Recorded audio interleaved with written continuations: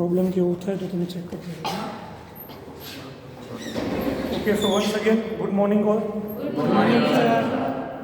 Induction મોટરનો concept આજે start કરી છીએ। બિફોર ધેટ હવે આ કોન્સેપ્ટ જે છે એ રિપીટ કરતો નથી। આઈ હોપ કે તમને આ ખબર છે। Faraday's law of electromagnetic induction, આમાંથી Faraday's law of electromagnetic induction કોના પર લાગુ પડે? જ્યાં કોઈ EMF જનરેટ થતો હોય, please do not open the book right now, it is not necessary.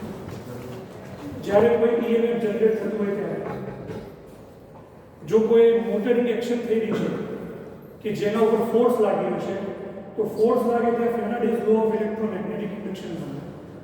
Four example, તમારી પાસે બે મેગ્નેટ છે, એકની N પોલ છે અને એક બીજા બાજુ પણ N પોલ છે, and when you bring those two magnets to close each other, you will have a force of repulsion। તો એનો મતલબ શું થાય કે બે મેગ્નેટ છે એટલે એકબીજાની સાથે ઓપોઝ કરે છે ફોર્સમાં નહીં। એનો મતલબ એમ થાય કે એક મેગ્નેટિક ફિલ્ડ એટલે કે એક મેગ્નેટનું મેગ્નેટિક ફિલ્ડ બીજા મેગ્નેટના મેગ્નેટિક ફિલ્ડ સાથે ક્રોસ થાય છે, then you will have a force। આમાં ક્યાંય ફેરાડેઝ લો આવતો નથી। ફોર એક્ઝામ્પલ, ગ્રેવિટી છે તો અર્થને માસ છે, જે વસ્તુને માસ છે એ માસવાળી વસ્તુ જે છે એની આજુબાજુમાં ગ્રેવિટેશનલ ફિલ્ડ હોય, ગુરુત્વીય ક્ષેત્ર હોય। તમારે મારે બધાને થોડું માસ છે, એ માસ છે તો આપણી આજુબાજુ પણ ગ્રેવિટેશનલ ફિલ્ડ છે। અર્થનું ગ્રેવિટેશનલ ફિલ્ડ અને આપણું ગ્રેવિટેશનલ ફિલ્ડ બે એકબીજાની સાથે ક્રોસ થાય, field line cross each other, then you will have a force. એટલે ફોર્સ લાગે છે તો એનો કોઈ જે કહેવાય ને કે પ્યોર આન્સર નથી, બસ એટલો જ આન્સર છે કે અમુક ફિલ્ડ છે, ચાર ફિલ્ડ છે ટોટલ, એમાંથી એક સેમ જેવા ફિલ્ડ એકબીજાની સાથે ક્રોસ થાય છે તો ફોર્સ લાગે છે। કેટલા અમાઉન્ટમાં લાગે છે, કેવી રીતે લાગે છે એ બધી ખબર છે, કેમ લાગે છે એનો કોઈ જવાબ નથી। એટલે જે આ એક્શન હતી motor action, I think this one is the motor action, કે જેમાં કરંટ ફ્લો થાય છે, તો એમાં ફેરાડેઝ લો પિક્ચરમાં નથી કે કરંટ કેરિંગ કંડક્ટર છે તો એની સરાઉન્ડિંગ મેગ્નેટિક ફિલ્ડ હોય, અને બે મેગ્નેટ છે પરમેનન્ટ તો એની વચ્ચે મેગ્નેટિક ફિલ્ડ હોવાનું, બે મેગ્નેટિક ફિલ્ડ એકબીજાની સાથે ક્રોસ થાય છે તો એ કંડક્ટરની ઉપર ફોર્સ લાગશે। ક્લિયર?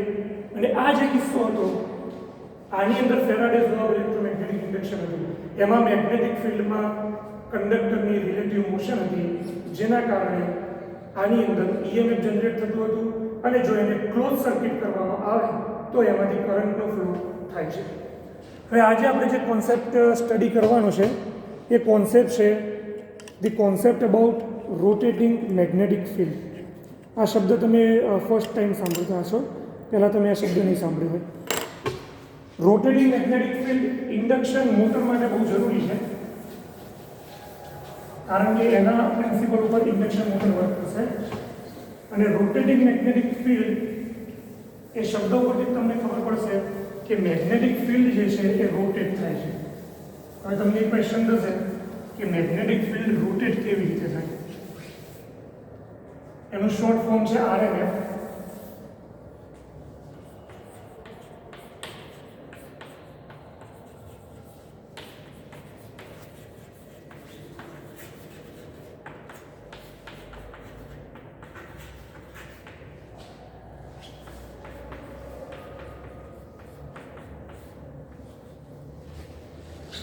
આપણને ખ્યાલ છે કે જ્યારે આપણી પાસે કરંટ કેરિંગ કંડક્ટર હોય તો એની સરાઉન્ડિંગમાં મેગ્નેટિક ફિલ્ડ હોય, આપણી પાસે કરંટ કેરિંગ કોઇલ હોય તો પણ એની સરાઉન્ડિંગમાં મેગ્નેટિક ફિલ્ડ હોય। કરંટ કેરિંગ કંડક્ટરની સરાઉન્ડિંગમાં કેવું મેગ્નેટિક ફિલ્ડ હોય, કરંટ કેરિંગ કોઇલની સરાઉન્ડિંગમાં કેવું મેગ્નેટિક ફિલ્ડ હોય, એ ફર્સ્ટ BWના લેક્ચરમાં આપણે ડિસ્કસ કરી લીધું છે। હવે આપણે શું કરવાનું છે? 3 ફેઝ સપ્લાય આપવાનું છે।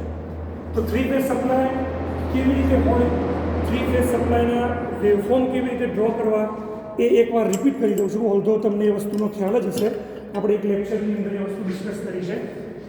તો એમાં આપણે શું કરીએ છીએ, એક એક્સિસ ડ્રો કરીએ છીએ, બરાબર। આ એક્સિસ ઉપર આપણે થીટા રિપ્રેઝન્ટ કરીએ છીએ, પણ એંગલને ટાઈમની ક્વોન્ટિટીમાં રિપ્રેઝન્ટ કરવું હોય તો થીટા = ωt લખી શકાય। એટલે અહીંયા આપણે લખીશું ωt। omega will be 2 pi f constant, and as time will go on you will have a different output quantity. અહીંયા આપણે વોલ્ટેજ, કરંટ અને ફ્લક્સ ત્રણમાંથી કોઈ પણ ક્વોન્ટિટી રાખી શકીએ. હવે અહીંયા હું ડ્રો કરું છું તો ત્યાં નંબરિંગ કરી દઉં છું 0 1 2 અને આ નંબરિંગ રહેશે 12 સુધી.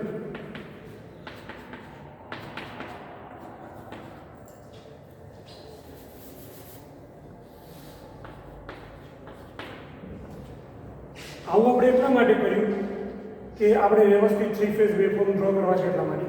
Inch range represent 30 degree angle.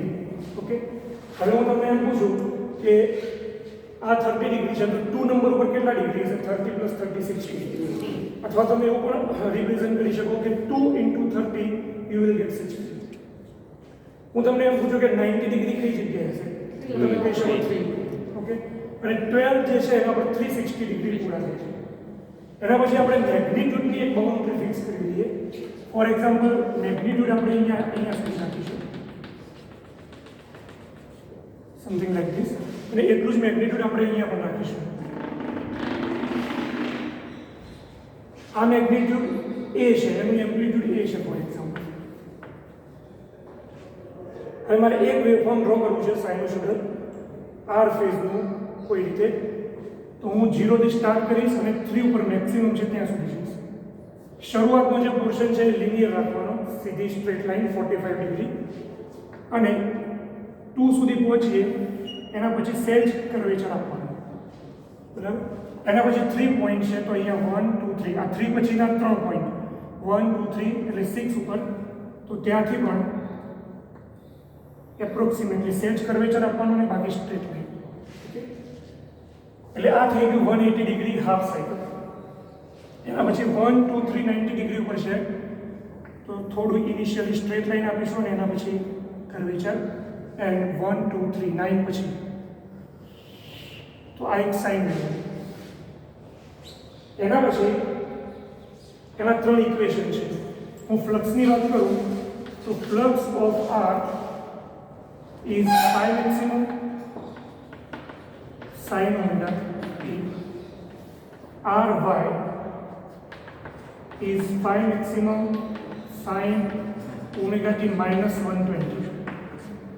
આ 120 એ સાઇન વેવ છે y કોઇલનું, જે r કોઇલના ફ્લક્સ કરતાં 120 ડિગ્રી જેટલું લેગ છે, પાછળ છે. તો આપણે લેગિંગ ડાયરેક્શન આ ડાયરેક્શનમાં રાખીએ છીએ. 4 અહીંયા છે, અહીંયા 120 ડિગ્રી આવે, 4 × 30 120 ડિગ્રી. તો ત્યાં હું એક બીજું વેવફોર્મ ડ્રો કરું. એટલે શરૂઆત અહીંયાથી કરવાની. 4 પછી 1 2 3 7 ઉપર મેક્સિમમ. અને એ ખાસ ધ્યાન રાખવાનું કે આ 0 છે એના વચ્ચે 5 છે તો ત્યાં જ આ ક્રોસ થવું જોઈએ, સમથિંગ લાઈક ધીસ.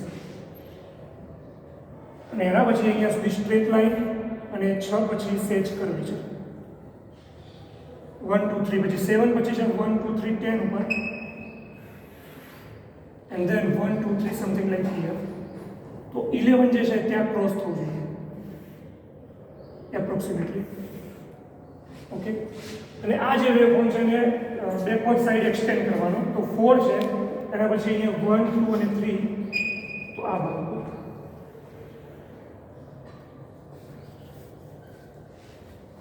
અને હું કહી દઉં phi of r, અને હું કહી દઉં phi of y, અને એના પછી phi of ry and b, phi maximum sin omega t minus 240, 240 degree સુધી લે.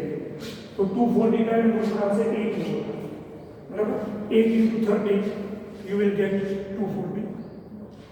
તો અહીંયા 8 થી સ્ટાર્ટ કરીશું સાઇન વેવ ડ્રો કરવાનું. 1 2 3 11 પર મેક્સિમમ છે, 9 પર ક્રોસ થવું જોઈએ.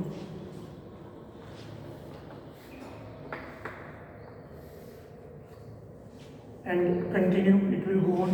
extend કરીએ બેક સાઈડ તો 1 2 and 3 5 ઉપર એક મેક્સિમમ થશે, 7 ઉપર એક ક્રોસ થશે. 5 પછી અહીંયા 1 2 3 3 યુનિટ બેકવર્ડ આવીશું, અને 3 છે એ જગ્યા ઉપર એક ક્રોસ થવું જોઈએ. 1 ઉપર ક્રોસ થવું જોઈએ અને અહીંયા આવવું જોઈએ. તો આ જે છે phi of r y and b આ છે 3 ફેઝના વેવફોર્મ છે બરાબર આનો મતલબ શું થાય કે ઈચ એન્ડ એવરી પોઈન્ટમાં 3 પોઈન્ટને તમે જુઓ તો r ફ્લક્સ મેક્સિમમ છે r કોઇલનું ફ્લક્સ તો બાકીની બે કોઇલનું ફ્લક્સ એના કરતાં ઓપોઝિટ છે અને આ મેગ્નિટ્યુડ કરતાં અડધા મેગ્નિટ્યુડનું છે 1/2 એ આપણે સાઇનોસોઇડલ ક્વોન્ટિટીમાં ચેક કરીએ એટલે ખબર પડે sin 30 પર 1/2 આવતું એટલે 30 નું ક્રોસ થઈને 1/2 બનતું હોય પછી બીજી ક્વોન્ટિટી છે 4 પર યલો કર્વ જે છે 0 છે તો રેડ કર્વ અને ગ્રીન કર્વ એ બંનેનું મેગ્નિટ્યુડ √3/2 જેટલું છે 100 × √3/2 અથવા 1 × √3/2 અથવા મેક્સિમમ × √3/2 0.866 જેટલું બનશે અને એ બંને ઇક્વલ એન્ડ ઓપોઝિટ છે સમથિંગ લાઈક ધીસ આ નીચેનો જે પોર્શન છે આટલો અને આ ઉપરનો પોર્શન એ બે સેમ છે એપ્રોક્સિમેટલી અને એક જે વેવફોર્મ છે યલો વેવફોર્મ છે 0 છે હવે આ 3 ફેઝ વેવફોર્મ તો થઈ ગઈ હવે આનો ફિઝિકલ એપિયરન્સ કેવો હોય આ માની લો સપ્લાય છે જેવો સપ્લાય વોલ્ટેજ એવો સપ્લાય કરંટ જેવો સપ્લાય કરંટ એવું સપ્લાય ફ્લક્સ તો આ કોઇલ જે રીતે ગોઠવેલી હોય એ 3 કોઇલ કંઈક અલગ રીતે હોય એ આપણે પછી જોઈશું પણ પહેલાં સ્કીમેટિક ડાયાગ્રામમાં એ જોઈએ કે આ 3 કોઇલ કેવી રીતે હોય તો એ 3 કોઇલને ટાઈમની સાપેક્ષે 120 ડિગ્રી જેટલો ફેઝ ડિફરન્સ હોય એવો ઇલેક્ટ્રિક સપ્લાય મળે છે એ 3 કોઇલ એકબીજાની સાથે ફિઝિકલ સ્પેસમાં 120 ડિગ્રી જેટલી એકબીજાથી અલગ હોય એવી રીતે મૂકેલી છે એટલે ફિઝિકલ એંગલ કેટલો છે બધા વચ્ચે 120 ડિગ્રી એમનામાં જે સપ્લાય જાય છે એમાં એક પછી એક ટાઈમમાં પણ ડિફરન્સ કેટલો છે 120 ડિગ્રી તો હું અહીંયા કોઇલ માની લો કે r ફેઝ ડ્રો કરું છું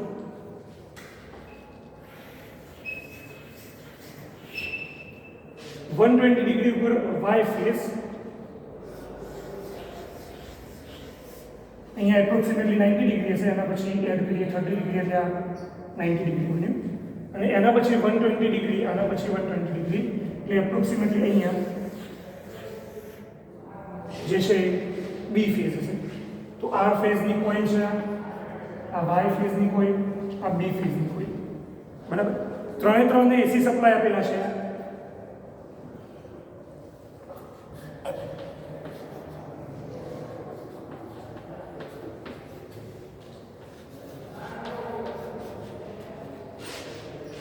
V of R કોઇલને સપ્લાય જે છે આ ઇક્વેશનને ફોલો કરશે phi ના જગ્યાએ V હશે small v of R v maximum sin omega t y coil છે તો એને આ હશે સપ્લાય 120 ડિગ્રી ડિલે b કોઇલને આ સપ્લાય છે બરાબર તો જો આ રીતે સપ્લાય આપીએ છીએ તો આ રીતે કરંટ ફ્લો થશે અને આ રીતે આ કોઇલની સરાઉન્ડિંગમાં મેગ્નેટિક ફિલ્ડ ક્રિએટ થશે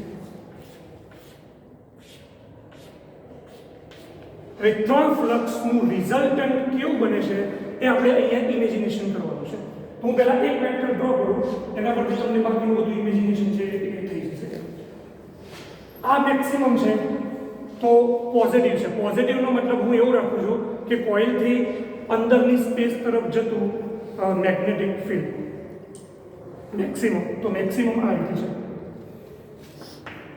phi of r પછી આ બે કેવા છે ઓપોઝિટનો મતલબ શું સમજવાનો કે કોઇલમાંથી સ્પેસ તરફ જતું મેગ્નેટિક ફિલ્ડ નહીં સ્પેસથી અંદર તરફ જતું મેગ્નેટિક ફિલ્ડ અને આના કરતાં મેગ્નિટ્યુડ કેટલું છે અડધું એટલે એ વેક્ટરનું મેગ્નિટ્યુડ મારે આ વેક્ટર કરતાં અડધું ડ્રો કરવું પડશે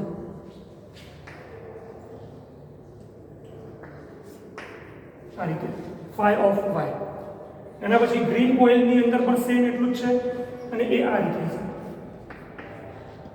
ઓકે હવે આ 3 વેક્ટર એક જગ્યાએ સ્પેસમાં ભેગા થાય છે તો હું એનું વેક્ટોરિયલ એડિશન કરું વેક્ટોરિયલ એડિશન લો ઓફ પેરેલેલોગ્રામથી કરીશું આ રીતે 3 વેક્ટર છે તો મારે હેડ ટુ હેડ અથવા તો ટીપ ટુ ટીપ એને ગોઠવવું આપણે તો ફર્સ્ટ વેક્ટર છે અહીંયા આ જે બે વેક્ટર છે એને ઉપર તરફ આ રીતે ગોઠવી દઉં બરાબર એટલે બધાના જે ટેલ છે એ જગ્યા ઉપર આવી ગયા પછી જે બે સ્મોલ વેક્ટર છે એ બંનેનું એડિશન કરું તો અહીંયા એક રિઝલ્ટન્ટ બને. એ રિઝલ્ટન્ટને આ રીતે મળે. બરાબર. આપણે શું કરીએ છીએ, એક રેડ એરો છે, ગ્રીન અને યલો એરો એ હાફ મેગ્નિટ્યુડના છે. એ બંનેને હું વેક્ટર ડાયાગ્રામમાં લઈ ગયો છું અથવા ફેઝર ડાયાગ્રામમાં, અને એ બંનેનું એડિશન કરું છું. એમાં જે પહેલાં આ બે વેક્ટરનું એડિશન કર્યું છે અને આ વેક્ટરનું જે મેગ્નિટ્યુડ છે, જે બે નાના વેક્ટર એડ કર્યા, એ વેક્ટરનું મેગ્નિટ્યુડ સેમ પેલા બે વેક્ટર હતા એના જેટલું હોય. આવું ક્યારે બને કે જ્યારે બે વેક્ટરના મેગ્નિટ્યુડ સરખા હોય અને એ બે વેક્ટરની વચ્ચે એંગલ 120 ડિગ્રી હોય. આવી રીતે જો એડિશન થાય તો એ એડિશન સેમ એટલું જાય. તમને ખબર હશે કે vector C A vector A અને વેક્ટર બીનું એડિશન છે. તો એનું એડિશન ફોર્મ્યુલા હું બોલું છું, C square is equals to A square plus B square plus 2ab into cos angle between A and B. Repeat કરો, C square is equals to A square plus B square plus 2ab into cos theta. Theta એ vector A અને બીનો angle છે. બરાબર. આ એક common formula છે. તમને આ ફોર્મ્યુલા સ્ટડીમાં આવી ગયું છે આવું.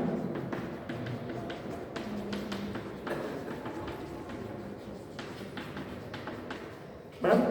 આમાંથી જ્યારે બે વેક્ટર સરખા હોય તો એ અને બીનું મેગ્નિટ્યુડ સેમ છે તો આપણે બીને પછી એ જ કહી દઈએ. તો એ ઇન્ટુ એ સ્ક્વેર અને તમે કોસ 120 મૂકશો અહીંયા તો આ બધાનું એડિશન થઈને તમને એ મળશે. એટલે જ્યારે બે વેક્ટર હોય એ બે વેક્ટર સેમ હોય એ બંને વચ્ચેનો એંગલ કેટલો હોય 120 ડિગ્રી. તો ડાયરેક્ટ યાદ રાખી લેવાનું કે એનું એડિશન જે છે એ બે વેક્ટર જેટલું હશે. તો એક તો વાઇટ વેક્ટર હતો જ 1 મેગ્નિટ્યુડ. આ બે વેક્ટર કેટલા હતા? હાફ. એ બંનેનું રિઝલ્ટન્ટ કેટલું આવ્યું? હાફ. સ્પેશિયલ કન્ડિશન હતી એટલા માટે 1 unit vector plus 1 half vector you will get resultant 1.5. હું સ્કેલથી ડ્રો નથી કરતો, સ્કેલ પ્રમાણે નથી, પણ તમે અહીંયા સમજી શકો કે રિઝલ્ટન્ટ વેક્ટર કેટલું છે? ઓરિજિનલ વેક્ટર કરતાં 1.5 ગણું. એટલે એનો મતલબ એ થયો કે સ્પેસમાં, આટલી સ્પેસમાં નીચે તરફ મેગ્નેટિક ફિલ્ડ છે જેનું મેગ્નિટ્યુડ કેટલું છે? એક કોઇલનું ફ્લક્સ હતું એના કરતાં 1.5 ગણું. ક્લિયર? એક કોઇલનું ફ્લક્સ કેટલું હતું? 5 મેક્સિમમ. એ 5 મેક્સિમમ જેટલું ફ્લક્સ હતું એના કરતાં સ્પેસમાં આવી રીતે જો પરફોર્મન્સ કરવામાં આવે તો એનું ફ્લક્સ કેટલું મળે છે? 1.5 ગણું સ્પેસમાં. આના પછી જ્યારે આ ક્વોન્ટિટી આવે 4 નંબરની તો પણ સેમ સિચ્યુએશન ક્રિએટ થાય. એના પછી 5 નંબરની સિચ્યુએશન અહીંયા ક્રિએટ કરું.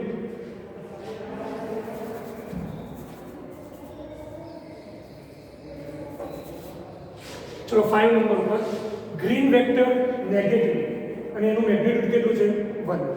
એટલે નેગેટિવ એટલે આ રીતે મેગ્નિટ્યુડ કેટલું છે? 1. Yellow vector red vector positive magnitude એટલે સ્પેસની અંદર તરફ જતા હાફ. તો યલો વેક્ટર સ્પેસની અંદર તરફ હાફ અને રેડ વેક્ટર સ્પેસની અંદર તરફ અને એ પણ હાફ. હવે તમને અહીંયાથી દેખાય છે કે આનું રિઝલ્ટન્ટ આ ગ્રીન કોઇલમાં હશે. વેક્ટર ઉપરથી ડાયરેક્ટલી દેખાય છે. or I should draw the separate diagram. આનું સેપરેટ ડાયાગ્રામ અહીંયા ડ્રો કરો. ગ્રીન વેક્ટર આ ડાયરેક્શનમાં છે, યલો વેક્ટર આ ડાયરેક્શનમાં છે, રેડ વેક્ટર આ ડાયરેક્શનમાં છે. એડિશન કરીશું તો રિઝલ્ટન્ટ વેક્ટર આ ડાયાગ્રામમાં આવશે. ક્લિયર? આ થયું રિઝલ્ટન્ટ ફિલ્ડ કઈ પોઝિશન પર? 5 નંબરની પોઝિશન પર. તો 5 નંબરની પોઝિશન પર આવશે એનો મતલબ એવો થયો કે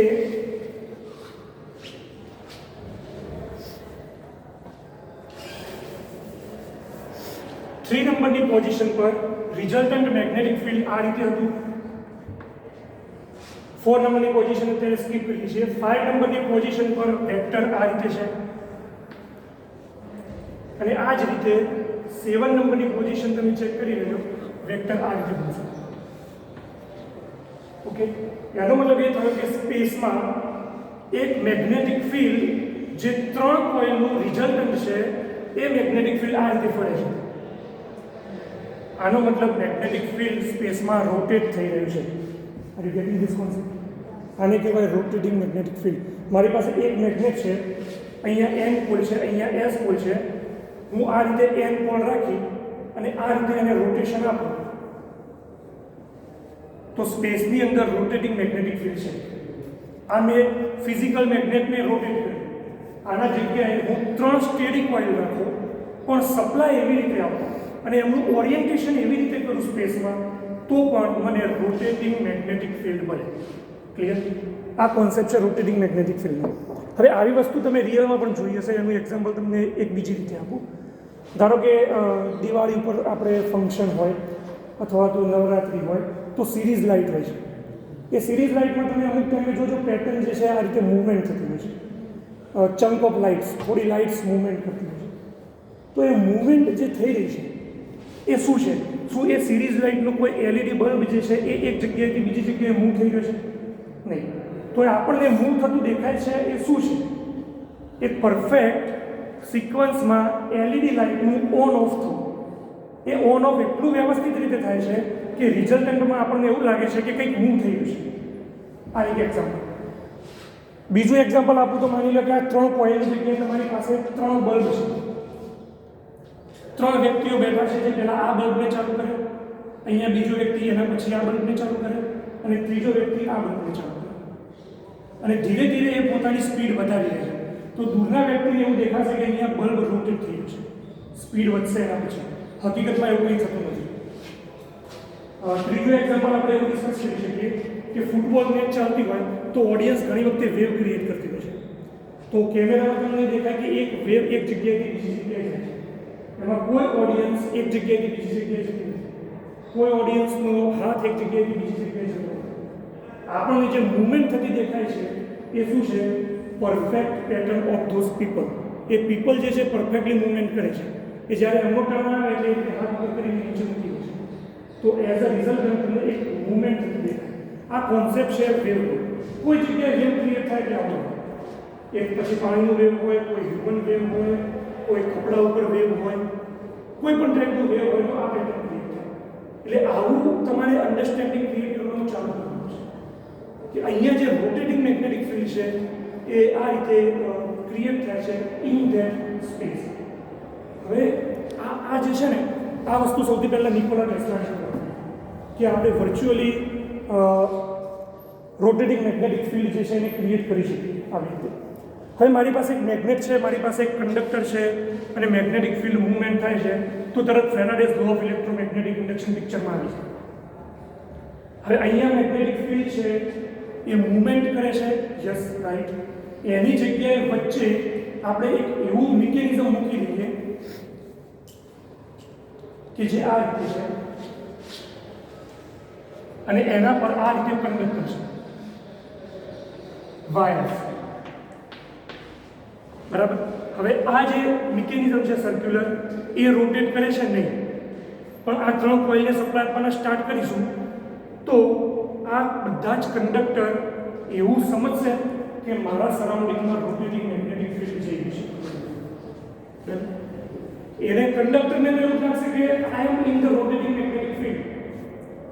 conductor will feel that I am cutting the magnetic field, and when conductor will cut the magnetic field it will create EMF.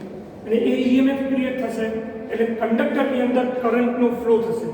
માની લો કે આની અંદર કોઈ કરંટનો ફ્લો થાય છે, ક્રોસ અથવા તો ડોટ. એની અત્યારે આપણે ચર્ચા કરવાની નથી, એ ફરીથી એકવાર સમજાવીશું. એ કંડક્ટરની અંદર EMF ઉત્પન્ન થયું, એની અંદર એક ક્લોઝ સર્કિટ છે. એ ક્લોઝ સર્કિટ કેવી રીતે છે એ પણ સમજાવું છું. અને એ કરંટ ફ્લો થવાનો સ્ટાર્ટ થયો તો એની સરાઉન્ડિંગમાં પણ મેગ્નેટિક ફિલ્ડ આવી ગયું અને એ મેગ્નેટિક ફિલ્ડ એટલું રોટેટિંગ મેગ્નેટિક ફિલ્ડ એકબીજાના સંપર્કમાં આવ્યા તો હવે ફોર્સ લાગશે. અને એ ફોર્સ લાગશે તો જે આ વચ્ચેનો પોર્શન છે એને કહેવાય રોટર, એ રોટેટ કરવાનું સ્ટાર્ટ કરશે. અને આ જે એરેન્જમેન્ટ છે એ એરેન્જમેન્ટને કહેવાય સ્ટેટર. સ્ટેટરમાં રોટેટિંગ મેગ્નેટિક ફિલ્ડ ક્રિએટ થાય, રોટરની અંદર EMF ઇન્ડ્યુસ થાય, ઇન્ડ્યુસ થયેલા EMFના કારણે કરંટ ફ્લો થાય, કરંટ ફ્લો થાય તો એનું મેગ્નેટિક ફિલ્ડ અને સ્ટેટરનું મેગ્નેટિક ફિલ્ડ એકબીજાની સાથે લિંકમાં આવે અને રિઝલ્ટન્ટ મેગ્નેટિક ફિલ્ડના લીધે રિઝલ્ટન્ટ ફોર્સ લાગે, જેથી આ રોટર મૂવમેન્ટ થાય. અને આ રોટર એ જ ડાયરેક્શનમાં મૂવમેન્ટ કરશે જે ડાયરેક્શનમાં રોટેટિંગ મેગ્નેટિક ફિલ્ડ હતું. આ રોટેટિંગ મેગ્નેટિક ફિલ્ડ આ રીતે હતું, કાઉન્ટર ક્લોકવાઇઝ. તો આ રોટર જે છે એ પણ આ જ રીતે મૂવમેન્ટ કરશે. આ છે basic simple working principle for induction motor. Induction motor કેવી રીતે કામ કરે એનું આ વર્કિંગ પ્રિન્સિપલ છે. આની અંદર કોર પ્રિન્સિપલ શું છે? Faraday's law of electromagnetic induction. પણ ઓરિએન્ટેશન એકદમ અલગ છે. જે તમે અત્યાર સુધી સ્ટડી કર્યું એના કરતાં બિલકુલ અલગ છે. કારણ કે આમાં 3 ફેઝ સિસ્ટમ આપણે અન્ડરસ્ટેન્ડ કરી. 3 ફેઝ કેવી રીતે જનરેટ થાય છે તે આ ગ્રાન્ટેડ છે. આ તમને મળે છે. આ તમે જ્યારે 3 ફેઝ સ્વિચ ઓન કરો છો એટલે તમને આ વસ્તુ મળે છે. આઉટપુટ 3 ટર્મિનલ જે છે અહીંયા RYB, આ RYB ટર્મિનલ છે, તમને અહીંયા આ વસ્તુ મળે છે. બરાબર? એ તમે ભૂલી જાઓ કે આ વોલ આઉટલેટ કેવી રીતે આવે છે. એ જનરેટરનો કોન્સેપ્ટ છે, 3 ફેઝ જનરેટર. એ પણ જ્યારે આવશે પૂછશે એટલે આપણે સમજાવીશું. પણ એ 3 ફેઝ વેવ આ રીતે આવી જાય અને આ રીતે આવી જાય તો rest of the process is called induction. Okay, હવે મારી પાસે અહીંયા છે ઇન્ડક્શન મોટરનું આ રોટર. બરાબર? આ રોટર છે. વિડીયો સ્ક્રીન પર તો આ રોટર જે છે એ રોટરની અંદર અહીંયા જુઓ એલ્યુમિનિયમના ફિન્સ દેખાય છે તમને. બરાબર? થોડું સ્મોલ છે, આપણે લેબની અંદર તમને આપીશું અને તમે વ્યવસ્થિત રીતે આમ જોઈ શકશો. એવા આ બાજુ પર છે. આપણે રોટરનું કન્સ્ટ્રક્શન યુટ્યુબવાળા લેક્ચરમાં કરી દીધું છે. બરાબર? અને અહીંયા આના પર તમને નહીં જોવા મળે, પણ જો તમે ધ્યાનથી જોશો તો અહીંયા ત્રાસા વ્હાઇટ કલરના લાઇન્સ છે આવી રીતે આના પર. એ તમને અત્યારે નહીં દેખાય, પણ એ જે ઇન્ક્લાઇન લાઇન છે એ ઇન્ક્લાઇન લાઇન એ માઇનોર એલ્યુમિનિયમ છે, લિક્વિડ એલ્યુમિનિયમ. એ લિક્વિડ એલ્યુમિનિયમ જે છે એ તમારો કંડક્ટર છે. કંડક્ટર એટલે રોટરની અંદર જે આપણે આ વાત કરીએ આ પડશે. અને આનો સ્કીમેટિક ડાયાગ્રામ હું ડ્રો કરું તો આવશે.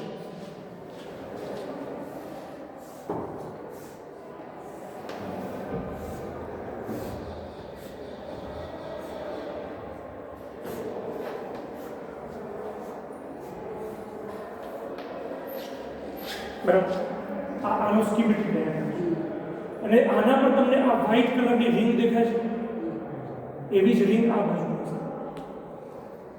વ્હાઇટ કલરની રિંગ એ એલ્યુમિનિયમની રિંગ છે, એને કહેવાય એન્ડ રિંગ્સ.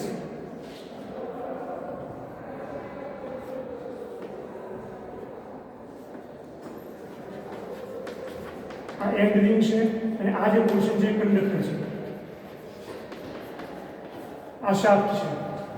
તો એનો મતલબ આ સ્ક્વિરલ કેજ કહેવાય, કારણ કે આની અંદર ખિસકોલીના પાંજરા જેવી એક રચના બની છે, એટલા માટે એનું નામ સ્ક્વિરલ કેજ છે. તો આ સ્ક્વિરલ કેજ રોટર કહેવાય. ઓકે, હવે આની અંદર રોટેટિંગ મેગ્નેટિક ફિલ્ડ છે આ રીતે હશે. તો રોટેટિંગ મેગ્નેટિક ફિલ્ડનો આ વેક્ટર છે એટલે વેક્ટર આ રીતે મૂવમેન્ટ કરે છે કન્ટિન્યુઅસ. તો આ વ્હાઇટ કલરના કંડક્ટર છે એ કંડક્ટર શું એક્સપિરિયન્સ કરે છે કે મેગ્નેટિક ફિલ્ડ કટ થાય છે. મેગ્નેટિક ફિલ્ડ કટ થાય છે તો આની અંદર EMF ઇન્ડ્યુસ થાય છે. EMF ઇન્ડ્યુસ થાય છે તો કરંટ ફ્લો થાય છે. અને જ્યારે કરંટ ફ્લો થાય છે તો માની લો એની એક ડાયરેક્શન આ રીતે છે, તો એ કરંટ આ ડાયરેક્શનમાં આગળ વધશે અને આ પોઈન્ટ ઉપરથી બે ભાગમાં ડિવાઈડ થશે. એક પોર્શન અહીંયા હશે અને એક પોર્શન રિંગ ઉપર ડિવાઈડ થશે. રિંગ ઉપર ડિવાઈડ થઈ એક્ઝેક્ટ એના ઓપોઝિટ કયો કંડક્ટર છે ત્યાં જશે. માની લો અહીંયા છે અને એ જગ્યા ઉપર આવીને પાછો એક કલેક્ટ થશે. એટલે આ રીતે કંડક્ટર છે તો ત્યાંથી કરંટ અંદર આવે છે, ત્યાંથી બે ભાગમાં ડિવાઈડ થાય છે, ફરીથી એક કલેક્ટ થઈ અને ત્યાંથી અંદર તરફ જાય છે અને ત્યાંથી જે બીજી એન્ડ રિંગ છે એ જગ્યા ઉપર ફરીથી બે ભાગમાં ડિવાઈડ થઈને ફરીથી પાછો એક કંડક્ટર ઉપર કલેક્ટ થાય છે અને ફરીથી પાછો રિટર્ન આવે છે. ક્લોઝ સર્કિટ થઈ. એને સેપરેટલી ડ્રો કરું તો આવી રીતે ડ્રો કરી શકાય. આ એક કંડક્ટર માટે આ રીતે કરંટ આવે છે, બે ભાગમાં ડિવાઈડ થાય છે, અહીંયા કલેક્ટ થાય છે, ફરીથી બે ભાગમાં ડિવાઈડ થાય છે, આ પોઈન્ટ ઉપર કલેક્ટ થાય છે. આ રીતે કન્ટિન્યુઅસ કરંટ રોટેટ થાય છે રોટરની અંદર. અને એ રોટરની અંદર કરંટ ફ્લો થયા લાગે એટલે રોટર પર ધક્કો લાગે એટલે રોટર આ ડાયરેક્શનમાં આવે. પણ ત્યાંથી પછી બીજી થિયરી શરૂ થાય છે, principal of induction motor operation. A theory હું જો અત્યારે ડિસ્કસ કરીશ તો અત્યારે તમને પ્રોબ્લેમ થશે. એટલે અત્યારે તમારે એટલું ડિસ્કશનમાં તમારે અત્યારે એટલું યાદ રાખવાનું છે કે અત્યારે રોટેટિંગ મેગ્નેટિક ફિલ્ડ ક્રિએટ કરી દીધું. રોટર એક અને એના કંડક્ટર રોટેટિંગ મેગ્નેટિક ફિલ્ડને કટ કરશે. They will experience this, and this cut process will induce EMF according to Faraday's second law of induction, electromagnetic induction, અને એના પછી રોટરની અંદર કરંટનો ફ્લો સ્ટાર્ટ થશે. અહીંયા જે છે એ સ્ટેટર છે. This is the stator. આ સ્ટેટરની અંદર વાઇન્ડિંગ છે, દેખાય છે તમને? આ વાઇન્ડિંગની અંદર અહીંયા 3 છેડા છે. એ 3 ફેઝ સપ્લાયના છે, RYB. That's it. બરાબર. એ RYB પછી અહીંયા કોઇલ છે. આ કોઇલ પણ આપણે જોઈશું કેવી રીતે છે. તો આ કોઇલ બધી જો એકદમ કોમ્પ્લિકેટેડ વાઇન્ડિંગ છે. તમારે વાઇન્ડિંગમાં અત્યારે જવાનું નથી, આપણે અહીંયા સુધી જઈશું. આને હું અલગ રીતે એરેન્જ કરી અને આવું બનાવી શકું તો એ અલગ સબ્જેક્ટ બને. અને કહેવાય ઇલેક્ટ્રિકલ મશીન ડિઝાઇન. એ ડિઝાઇનની અંદર આ વાઇન્ડિંગ કેવી રીતે રાખવા, એક કોઇલમાં કેટલા ટર્ન્સ રાખવા, એ બધું સ્ટડી કરવાનું છે. આ જે વાઇન્ડિંગ કર્યું છે એ વાઇન્ડિંગ ઉપર પાછો આ આયરનનો કોર છે. આયરનનો કોર 2 વસ્તુ કામ કરે. એક, આ કોઇલને એટલું સપોર્ટ આપે. બીજું, આ કોઇલ કેવી રીતે છે? આ કોઇલ આ રીતે છે. પછી આ બાજુ જાઓ અહીંયા તો એ પણ આ રીતે છે. આ રીતે કોઇલ છે. તો એ રીતે જો કરંટ ફ્લો થાય છે તો નીચે તરફ અને ઉપર તરફ મેગ્નેટિક ફિલ્ડ હોય, રાઈટ હેન્ડ સાઈડ.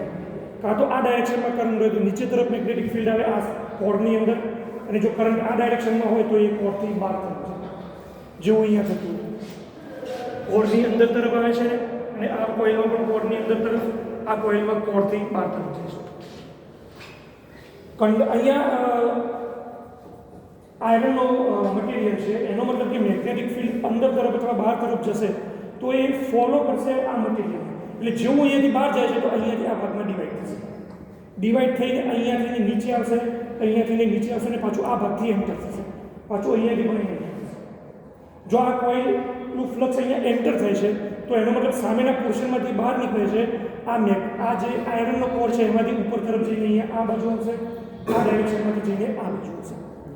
જે જગ્યા ઉપર આયરન પાથમાં મેગ્નેટિક ફ્લક્સ ચેન્જિંગ થતું હોય અને એ ચેન્જિંગ મેગ્નેટિક ફ્લક્સ સતત બદલાયા કરતું હોય, મીન્સ અને એ ફ્લો થતું હોય, તો એ આયરનનો જે પોર્શન છે એનું સ્ટેમ્પિંગ કરવું જરૂરી છે. એ સ્ટેમ્પિંગ ના કરીએ તો again according to Faraday's law of electromagnetic induction એની અંદર એડી કરંટ જનરેટ થાય આ મટીરિયલ કરંટ. આપણે ફ્લક્સને ક્યાંય બીજે નથી વાપરવું. આપણું ફ્લક્સ આ રોટરમાં EMF કરે ઇન્ડ્યુસ, એ આપણો મેઇન ગોલ છે. એ મેગ્નેટિક ફિલ્ડ ચેન્જિંગ થાય છે તો એ આ આયરનના કોરની અંદર EMF ઇન્ડ્યુસ કરીને એડી કરંટમાં જઈને લોસ કરે એનર્જી, એવું આપણે જોતું નથી. તો સ્ટેમ્પિંગ કરવું પડે, જેવું આપણે ટ્રાન્સફોર્મરમાં કરવું પડે. તો આ સ્ટેમ્પિંગ દેખાશે છે, આ ભાગ અહીંયા કેવું છે. તો આ રીતે સ્ટેમ્પિંગ છે, મીન્સ કે આ રીતે કટ કરેલું છે અને આવા ઘણા બધા પીસ એકબીજા સાથે કનેક્ટ છે. અને અહીંયા આ જે હોલ્સ દેખાય છે એની અંદર નટ બોલ્ટ્સ આવે અને એના વચ્ચેની સ્વિચ. એટલે આપણું મેગ્નેટિક ફિલ્ડ હવે પ્યોર રોટર માટે તૈયાર છે. એડી કરંટમાં વેસ્ટ થતું નથી. તો આ રોટર છે, આ સ્ટેટર છે અને આ પોર્શન આ રીતે અંદર ફિટ થાય. બરાબર. આ પોર્શનની વચ્ચે ઓલમોસ્ટ એક ટચ થાય જ છે, ઓલમોસ્ટ. પણ જો તમે એક્ઝેક્ટ બેરિંગનું સેટિંગ કરો બંને બાજુ, આના ઉપર કવર લગાવી દો તો આ જે એર ગેપ છે એ લગભગ 1 મિલીમીટર અથવા એના કરતાં પણ ઓછી હોય અને એટલી એર ગેપમાં મેગ્નેટિક ફિલ્ડ રહેતું હોય. અને જ્યારે આ રોટેશન સ્ટાર્ટ થાય તો એ રોટેશન દરમિયાન એ એકબીજાને ટચ કરે નહીં. એટલે stator will do not touch the rotor power.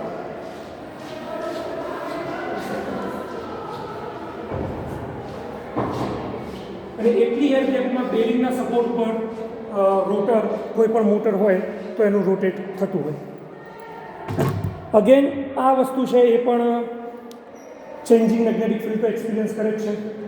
તો હજુ પણ આપણે ફોર્સ જોઈએ છે જેથી આના પર ધક્કો લાગે. એ ચેન્જિંગ મેગ્નેટિક ફિલ્ડ આ આયરનનો પોર્શન છે એ આયરનના પોર્શનમાં જઈ અને એમાં એડી કરંટ જનરેટ કરે એ આપણે જોઈતું નથી. એટલે આ જે મટીરિયલ છે એનું પણ સ્ટેમ્પિંગ છે આ રીતે. આ રીતે કટ કરેલું છે અને એવું બધું સ્ટેમ્પિંગ એકબીજા સાથે કનેક્ટ કર્યું છે, વચ્ચે ઇન્સ્યુલેશન ભર્યું છે અને પછી બે બાજુ એન્ડ રિંગ લગાવી છે. બરાબર, એટલે આનું પણ સ્ટેમ્પિંગ છે, આનું પણ સ્ટેમ્પિંગ છે, ટ્રાન્સફોર્મરમાં પણ સ્ટેમ્પિંગ કર્યું હતું. એ બધા સ્ટેમ્પિંગનો મેઇન પર્પઝ શું હતો? એડી કરંટ રિડ્યુસ કરવાનો. કારણ કે આપણે એડી કરંટ રિડ્યુસ જનરેટ નથી કરવું. આના સિવાય એડી કરંટ જનરેટ થાય છે તો એનો ઉપયોગ પણ કરી શકાય. ફોર એક્ઝામ્પલ, ઇન્ડક્શન ભઠ્ઠી, તો કોલસો કે કોઈ લાકડું તમારે બર્ન નથી કરવું અને તમારે એસી સપ્લાય આપી અને જે આ ટાઈપનું મિકેનિઝમ હોય એના વચ્ચે કોઈ આયરનનો પીસ મૂકી અને એને ગરમ કરવો છે અને એમાંથી લોખંડનો કોઈ બીજો શેપ બનાવવો છે તો તમે બનાવી શકો. તો એ જગ્યા ઉપર સ્ટેમ્પિંગ નહીં કરવાનું. એ જગ્યા ઉપર જે મટીરિયલ પીગાવું છે એનું સ્ટેમ્પિંગ નહીં કરવાનું, એને પીગાવવાનું. અને એ માટે પાવર ઇલેક્ટ્રોનિક્સનો યુઝ થાય. પાવર ઇલેક્ટ્રોનિક્સનો યુઝ કરી હાઈ વોલ્ટેજ અને હાઈ ફ્રિકવન્સી ક્રિએટ કરવાનો. જેટલી વધારે ફ્રિકવન્સી એનો મતલબ એટલું વધારે ચેન્જિંગ મેગ્નેટિક ફિલ્ડ, અને જેટલું વધારે ચેન્જિંગ મેગ્નેટિક ફિલ્ડ એટલું રોટર અથવા તો અંદરના મટીરિયલમાં એડી કરંટ જનરેટ થાય. એડી કરંટ જનરેટ થાય તો પીગળી જાય. તમને હું એ વિડીયો કેનવાસમાં આપીશ. એક કોઇલ હશે આ રીતે સર્ક્યુલર, એની અંદર ખાલી એક આયરનનો પીસ મૂકવામાં આવે અને સપ્લાય ઓન કરવામાં આવે તો કોઈ સ્મોક ના નીકળે, કોઈ જાતનો અવાજ ના થાય, કશું જ ના થાય. બસ આફ્ટર 5 મિનિટ એ રોડ જે છે એકદમ રેડ કલરનો થઈને પીગળી જાય. તો આ રીતે મટીરિયલ અહીંયા રોડ મૂક્યો હોય તો નીચે એકદમ લિક્વિડ બહાર આવે છે, without any touch, without any physical contact, without any smoke એ મટીરિયલ પીગળી જાય. તો આ જે છે એ કયું હીટિંગ કહેવાય? Induction heating. અને આ ઇન્ડક્શન હીટિંગ તમારા ઇન્ડક્શન કુકરમાં પડશે, જે આપણે તમને હોમવર્કમાં આપ્યું. એ જ રીતે ઉપર જે પેન રાખવામાં આવે છે એ ગરમ કરે છે પણ લિમિટમાં, કે જેના કારણે બર્ન ન થઈ જાય. અને ગરમ થાય છે એના લીધે એના અંદર રાખેલી જે વસ્તુ છે એ ગરમ થાય છે. તો મશીનની અંદર જ્યારે પણ આપણે આ વાત કરીએ તો એમાં એડી કરંટ રિડ્યુસ કરવાનો, એની અંદર સ્ટેમ્પિંગ કરવું પડે. અને બાકી ઇન્ડક્શન ભઠ્ઠીની વાત કરીએ, ઇન્ડક્શન હીટિંગની, તો એની અંદર એ વસ્તુ કરવામાં આવતી નથી. Okay, now here is the another induction motor. આ ઇન્ડક્શન મોટર પણ એ જ ઇન્ડક્શન મોટર છે, પણ આની અંદર સ્ટેટર અને રોટર પણ સેમ એના જેવું છે. જે આ રીતે છે એ આપણે લેબની અંદર તમને આ ક્રોસ સેક્શન વ્યૂ કહેવાય. ક્રોસ સેક્શન વ્યૂ એટલે તમે સમજો કે મોટર રાખી છે પણ એમાંથી અમુક પોર્શન કટ કરી દીધા છે, જેથી તમે એના અંદરનું મિકેનિઝમ જોઈ શકો. આવી જ વસ્તુ મિકેનિકલ એન્જિનમાં પણ હશે. આવી વસ્તુ બીજી કોઈ મશીન સમજવાનું હોય તો એની અંદર હંમેશા ક્રોસ સેક્શન વ્યૂ હોય છે. જેમ ટ્રાન્સફોર્મર ખુલ્લા પડે છે, આ ઇન્ડક્શન મોટર કટ કરીને મૂકેલી છે. ઓકે, તો આ ઉપરનો જે પોર્શન છે એને સોકેટ કહેવાય, જે સપ્લાય સોકેટ છે. અહીંયાની વાઇન્ડિંગ હોય, અહીંયા સપ્લાય મળતો હોય અને રોટર પર. અને હા, બીજી વસ્તુ, અહીંયા રોટરને કોઈ સપ્લાય આપીએ છીએ આપણે સપ્લાય કોને આપીએ છીએ? વાઇન્ડિંગ. એટલે કયું? સ્ટેટરનું કે રોટર? સ્ટેટરનું. આપણે સ્ટેટરને સપ્લાય, આપણે રોટરને સપ્લાય આપતા નથી. રોટરની અંદર EMF ઓટોમેટિકલી ઇન્ડ્યુસ થાય છે, એટલા માટે આનું નામ છે ઇન્ડક્શન.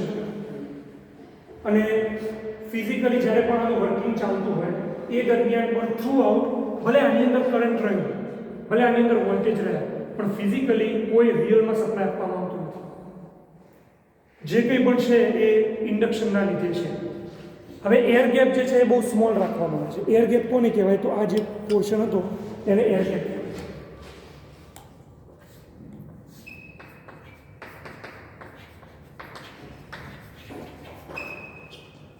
આ કોઇલ એટલે સ્ટેટરનું પોર્શન અને આ કંડક્ટરનું પોર્શન, એ બે પોર્શનની વચ્ચેનો જે પોર્શન છે એને એર ગેપ કહેવાય. એ એર ગેપ જે છે એ બને એટલી સ્મોલ રાખવામાં આવે.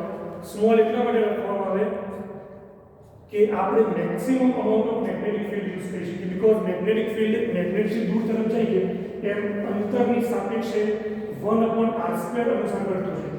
એટલે જેમ જેમ તમે અંતર વધારતા જાઓ એમ મેગ્નેટિક ફિલ્ડ વીક બનતું જાય. તો આપણે સ્ટ્રોંગ મેગ્નેટિક ફિલ્ડ જોઈએ છે. એટલે આપણું રોટર જે છે એ રોટરનો કંડક્ટર સ્ટ્રોંગ મેગ્નેટિક ફિલ્ડના અંદરમાં રહે એવું જોઈએ છે. તો આ જે એર ગેપ છે સ્મોલ રાખીશું તો કોઇલમાંથી નીકળતું મેક્સિમમ ફ્લક્સ સીધું રોટરના સંપર્કમાં આવશે. અને બહુ નાની એર ગેપ ના રાખી શકીએ. કેમ? કારણ કે પછી મિકેનિકલ રોટેશનમાં પ્રોબ્લેમ આવે.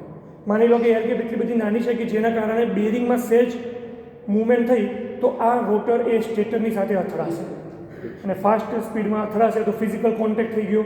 Physical contact means physically friction, તો એ ના જોઈએ. માની લો તમે માઇનોર એર ગેપ રાખી છે તો એ પણ ના ચાલે, બહુ માઇનોર પણ ના ચાલે. કેમ? કારણ કે બહુ માઇનોર એર ગેપ હોય તો એની અંદર એર સર્ક્યુલેશન નહીં થાય, અને એર સર્ક્યુલેશન નહીં થાય તો પણ એની અંદર ફ્રિક્શન ક્રિએટ થશે. એ થોડી હવા ચુસ્ત વસ્તુ બનશે. સમજો છો ને? તમે કોઈ ઇન્જેક્શનને અચાનક ખેંચવાની કોશિશ કરો તો નહીં એ ખેંચી શકે. જો એની અંદર એર જે છે એ બહુ માઇનોર હશે, એર ગેપ માઇનોર હશે, તો એ એર ગેપને થોડી ઓપન પણ રાખવી પડે. કેટલી ઓપન રાખવી એ મિકેનિકલ કન્સ્ટ્રન્ટ, અને ક્યાં સુધી સ્મોલ રાખવી એ ઇલેક્ટ્રિકલ કન્સ્ટ્રન્ટ. ઇલેક્ટ્રિકલ પ્રમાણે એને ઓપન રાખવામાં આવે. તો હવે તમને મોસ્ટલી આ બધા પાર્ટ આપણે ડિસ્કસ કરી લીધા છે. સ્ટેટર, રોટર, અને આર્મેચર પણ કહેવાય, એન્ડ રિંગ્સ, શાફ્ટ, એલ્યુમિનિયમનું પોર્શન છે એને કંડક્ટર અથવા રોટર બાર. બરાબર? આ એના નામ છે, કોમન મશીનના નામ. બરાબર? આ સ્ક્વિરલ ગેજ છે, એની અંદર વાઇન્ડિંગના બે ટાઈપ પડે, એક સ્ક્વિરલ ગેજ રોટર અને એક wire wound rotor.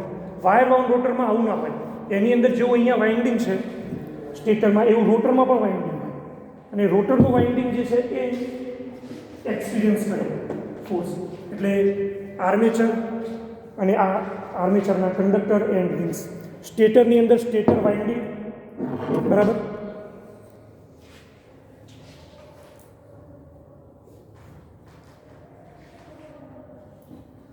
I don't know કે તમને અહીંયા એ વસ્તુ દેખાશે. તમે જોઈ શકો છો કે અહીંયા ઉપર થોડા નાના સ્લોટ છે, દેખાય છે? હું એને અહીંયા એનલાર્જ કરીને ડ્રો કરું છું. અહીંયા જો નાના સ્લોટ છે, દેખાય છે?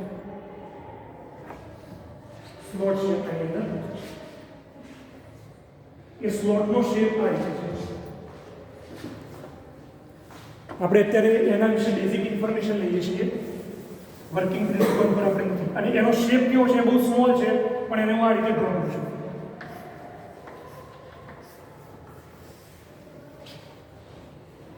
આ રીતે. અને એનો વધારાનો જે પોર્શન છે આ રીતે છે. આગળ જાઓ તો ફરીથી તમને આવું જોવા મળે.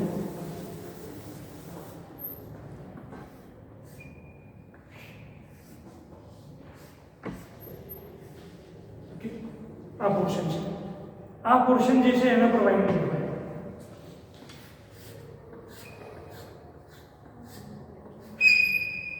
બરાબર?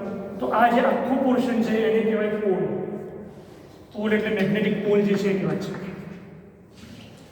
આ નીચેનો જે પોર્શન છે એને કહેવાય પોલ શૂ, એનો લેગ એમ પકડી શકાય. બરાબર? અને આ કોણ બનેલું હોય? આયરન. અને આવી બધી જ સ્ટ્રિક્સ હોય એ સ્ટ્રિક્સને એકબીજાની સાથે કનેક્ટ કરે. એટલે હું આખા સ્ટ્રક્ચરની વાત કરું છું. જો આની વાત કરું કે અહીંયા સ્ક્વેર છે, તો સ્ક્વેર છે આ રીતે, એની અંદર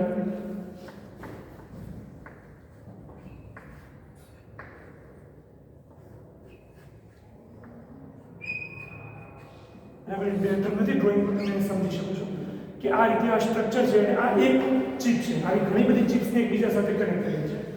તો પોલ શૂ. હવે જેવો આયરનનો શેપ એવું એમાંથી મેગ્નેટિક ફિલ્ડ પરપેન્ડિક્યુલર બહાર નીકળે. તો અહીંયા જેવો આનો શેપ છે તો એવું આ કોઇલના લીધે ફિલ્ડ કેવી રીતે આવશે? આ રીતે નીચે તરફ. પણ પછી આયરનના ભાગ જે છે એને ફોલો કરશે, એટલે આ રીતે.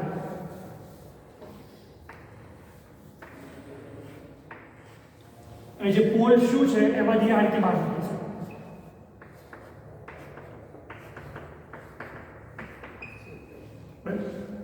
તો આ મેગ્નેટિક ફિલ્ડ છે એ આ રીતે બહાર નીકળે છે. અને એ કેવી રીતે છે? તો રોટરની સાથે એક્ઝેક્ટલી પરપેન્ડિક્યુલર અહીંયા આવે છે બધી જગ્યાએ.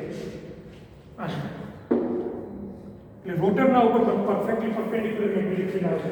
એટલે રોટરનો એક કંડક્ટર એક્ઝેક્ટલી એ જગ્યા ઉપર મેગ્નેટિક ફિલ્ડને પરપેન્ડિક્યુલર જ કટ કરે છે.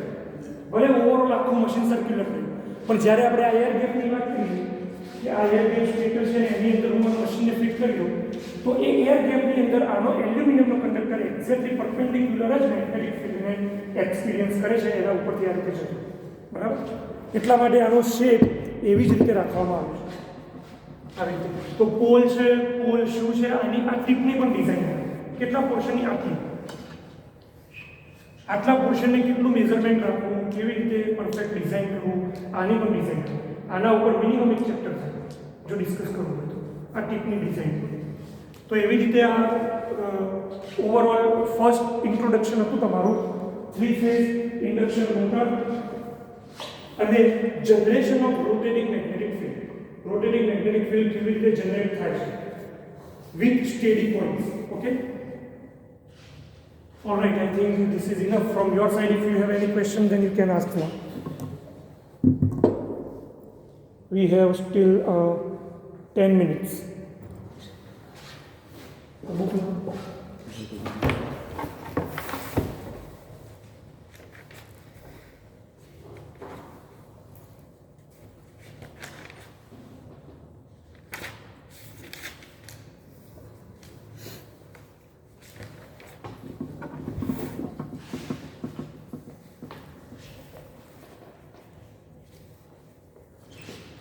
कोई नहीं क्वेश्चन क्लियर कर दो.